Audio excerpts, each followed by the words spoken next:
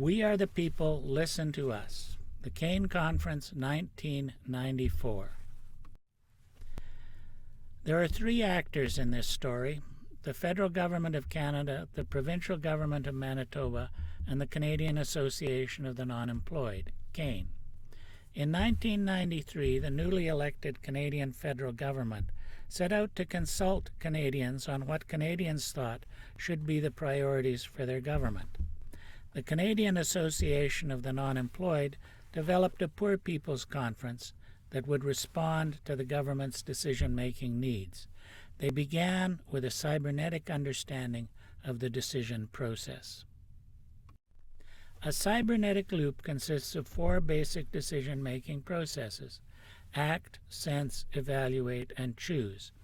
Each of these is a communication process and consists of taking information in one form and translating it into another form. Acting is a process where actions are translated by the environment into changes. Sensing is a process where changes in the environment are translated by a model into perceptions. Evaluating is a process where perceptions are translated by values into needs. Choosing is a process where needs are translated by options into action. Our response to changes in the environment will be governed by our models, our values, and our perceived options. CANE held a Poor People's Conference and attempted to answer three questions. What do we perceive to be happening to poverty in Canada? What are our basic values? What are the options for creating positive change?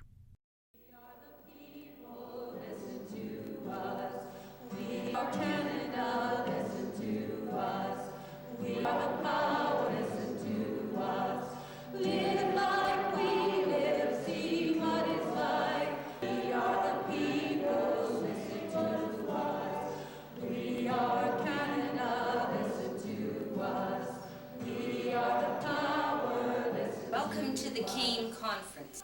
CANE is the Canadian Association of the Non-Employed.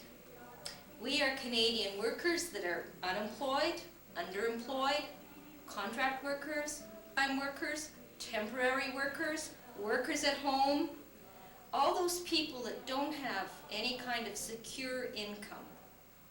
We're going to talk about the government's proposed reforms to the Social Security programs, and we're going to say what we think.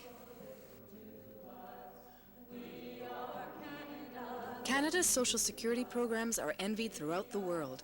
They have helped make life better for generations of Canadians, but they have not kept pace with a changing world, and now many Canadians are falling through the cracks. For too many Canadians, the system doesn't work anymore. It needs to be fixed. So begins the Government of Canada's discussion paper on improving Social Security in Canada. To keep pace with a changing world, it's time to reassess our basic needs. So that's the first question. What is your reality today? What is your experience? And how does that compare with the way the Green Book is looking at it? I was in the Armed Forces for 8 years, the Air Force. Ottawa cut back in the services, so my squadron was cut off. After that, I went into security field for a couple of years, and that company folded. Ever since that company folded, I worked for 8 months. 4 years ago, I was on student social allowance. They cut student social allowance, and I dropped out of high school. Now I'm a 22-year-old with grade 7 math. I got out of federal prison about 9 years ago, after spent most of my adult life so far in there for numerous types of offenses. I wasn't destined to be probably getting out of that vicious circle until I ended up in a federal prison on the West Coast that afforded some humanity to people, and got involved in post-secondary education inside the prison, and quite literally, I think that program specifically, and that prison in general, helped save my life and maybe the lives of some others, considering the way I was going. And, not too much longer after I got out, they canceled the program, and they've made all kinds of other modifications to that prison and its programs that get it back more in line with the rest of the correctional facilities in Canada. Canada's social security programs have helped make life better for Canadians under the principle of strong federal leadership. But this leadership has been eroding as cost sharing has shifted to the provinces. In a changing time, the federal government must remain a strong force in social security, Medicare, and education. We want the federal government to remain a strong force for equal levels of service for all Canadians. We want the federal government to maintain cost-sharing programs with the provinces. We want the federal government to return to 50-50 funding. In a changing time, we need protection under the rights guaranteed under the Canada Assistance Plan. That Canadians have the right to an income when in need. The right to an amount of income that takes into consideration basic requirements for food and shelter. The right to receive this income regardless of which province you are from. The right to appeal decisions about social assistance that you disagree. The right not to have to work or train in order to receive social assistance. We want the federal government to reaffirm its recognition that the cap rights are unassailable. Do I buy milk or meat? Have we enough lentils and beans or peanut butter to give us proteins this week? What about fresh vegetables, fruit, rice? I have got ingredients to make bread, so that is okay. You need a phone to get a job. Even for casual work, you have to have a phone. I think that's an essential thing to have. And also bus tickets to get there and back. What if we don't pay all the heating bills again? Maybe we can take $10 from that for food for the four of us. Inflation and program cuts have eroded Social Security. The basic needs for food, clothing, and safe housing are not being met. Telephones and bus tickets are necessities in our society. People on welfare are paying for them out of their food budget. We want the federal government to redefine basic needs that must be met by Social Security programs.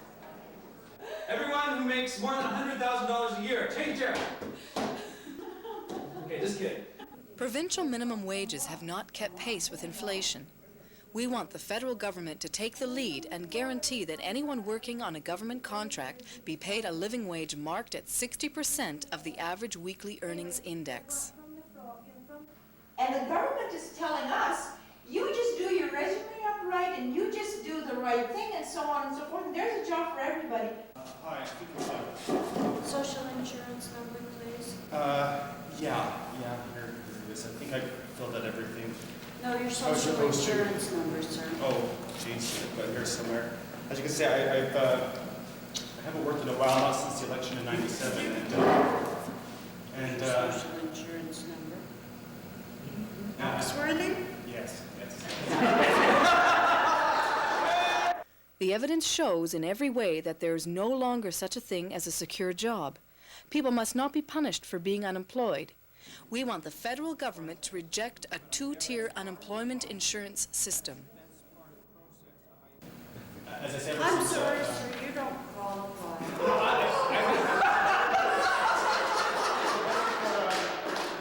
I've got skills. I'm a great MP, but what's it for? Businesses around the world are cutting expenditures and cutting staff. A cut in UI premiums does not translate into new jobs. We want the federal government to refuse to make cuts to unemployment insurance in the name of creating jobs. It is time to fix a social security system that for too many Canadians doesn't work anymore. The only issue is an effective, fair, just social security program, one that does not divide people into arbitrary groups and classifications, one that doesn't judge people to be incompetent and needing professional help just because they are poor. We want an income security system administered through the income tax system that treats people with respect. We want the federal government to redefine income security programs under a guaranteed annual income system. A guaranteed annual income linked to an increased minimum wage, one that maintains the present cap rights and standards, one that redefines basic needs, the basic living needs of people.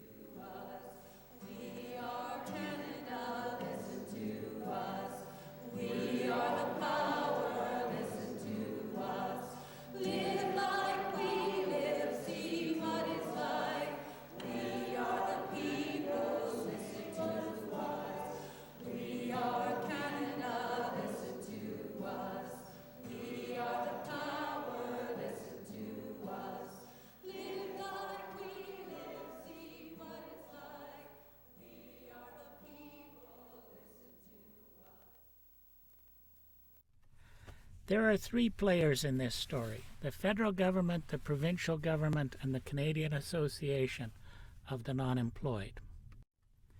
Kane sent the video to the federal government, hoping to influence their perceptions of poverty in Canada, to reaffirm the values enshrined in the Canada Assistance Plan, and to suggest positive options for alleviating poverty. The federal government, by using its financial statements to make sense of the input from Canadians, perceived a budget deficit.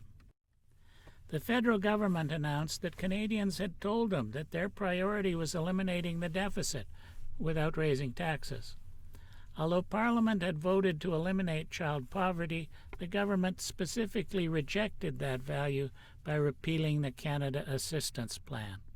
Alleviating poverty was not a value. The government needed to cut $7 billion from the federal budget. The government cuts to unemployment and benefits generated a $6 billion profit from the insurance premiums. The 20% cut to provincial transfers for health, education, and welfare produced another $3.7 billion. The government of Manitoba quickly realized that the federal cuts to money for health, education, and welfare could lead to a budget deficit.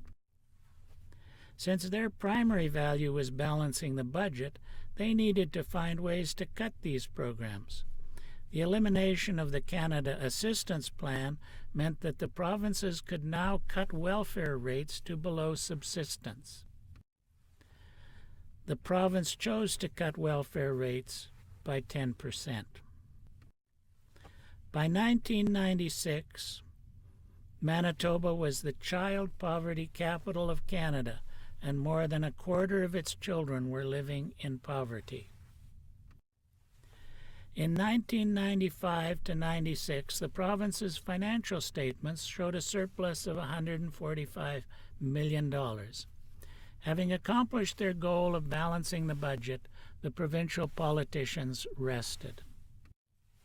In 1995 to 96, the federal financial statements revealed a $2.9 billion surplus. Having accomplished their goal of balancing the budget, the federal politicians rested. Financial models and heartless values controlled the system. Federal and provincial politicians bragged of their successful balancing of the budget, that it was balanced by the unemployed, the poor, and the children, and that Manitoba had become the child poverty capital of Canada was not something they considered important.